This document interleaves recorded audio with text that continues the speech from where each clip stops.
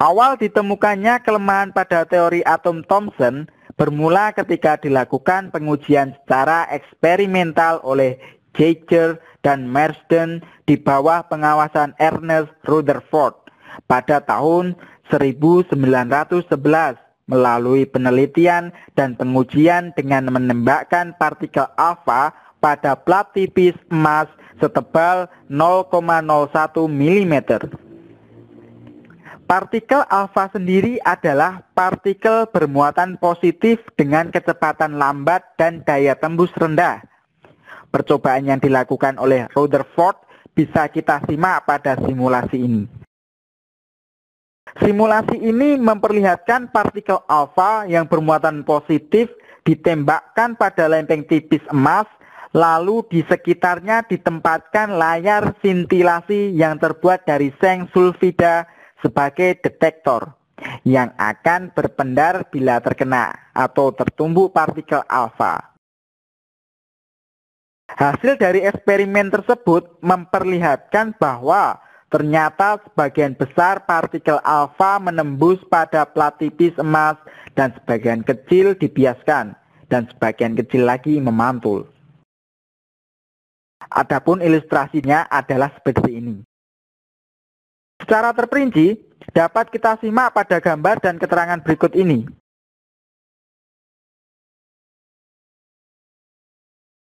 Adapun koreksi terhadap model atom Thomson, apabila model atom Thomson benar, partikel alfa tersebut seharusnya melintas lurus atau tidak dibelokkan.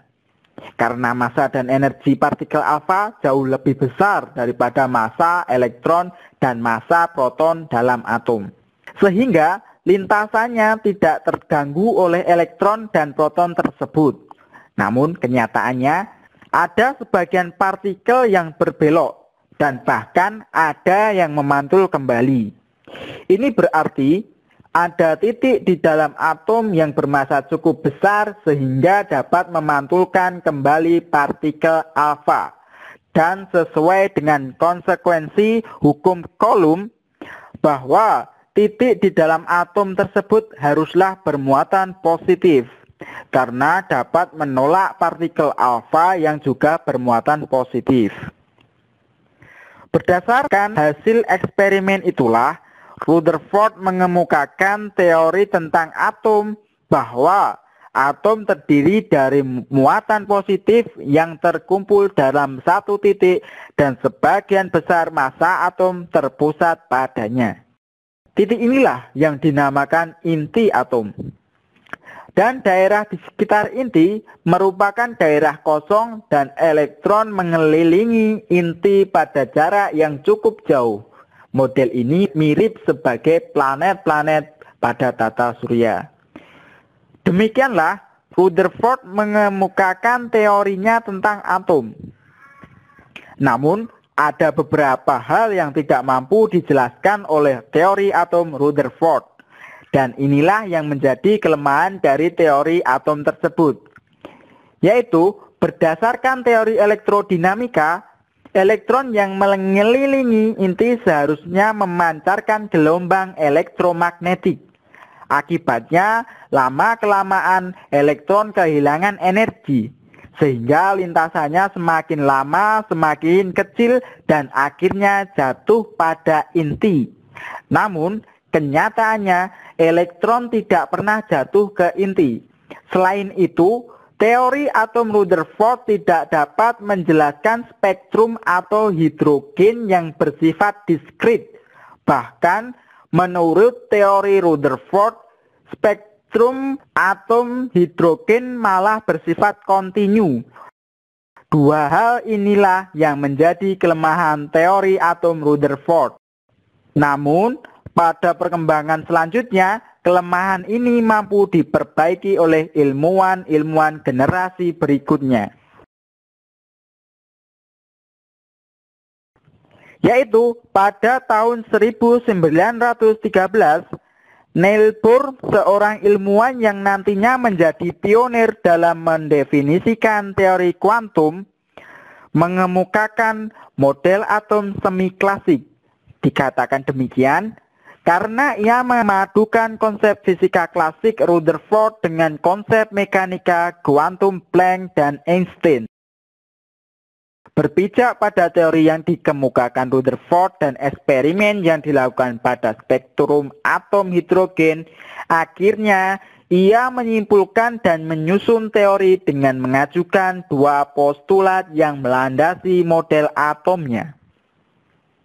Dua postulat tersebut adalah: pertama, elektron mengelilingi inti dengan lintasan atau orbit tertentu.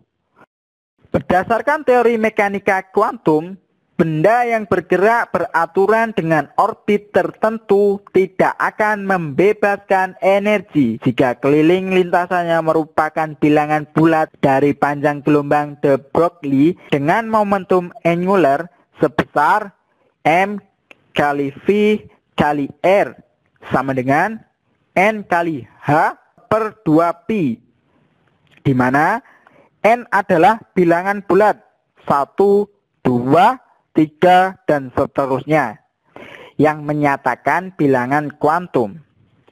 H adalah tetapan Planck, sedang m adalah massa elektron dan r adalah jari-jari lintasan. Postulat yang kedua menyatakan jika elektron berpindah ke tingkat energi yang lebih rendah, elektron akan memancarkan foton.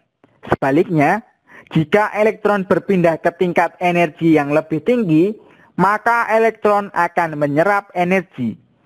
Tingkat energi yang dimaksud adalah lintasan atau orbit elektron itu sendiri. Dua postulat itulah yang mendasari Bohr mengemukakan model atomnya.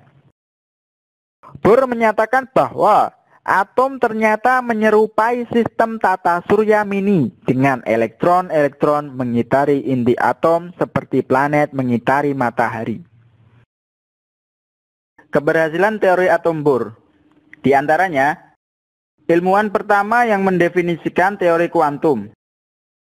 Kedua, posisi elektron dalam atom tidaklah acak, tapi berada dalam orbit tertentu berdasar tingkat energinya.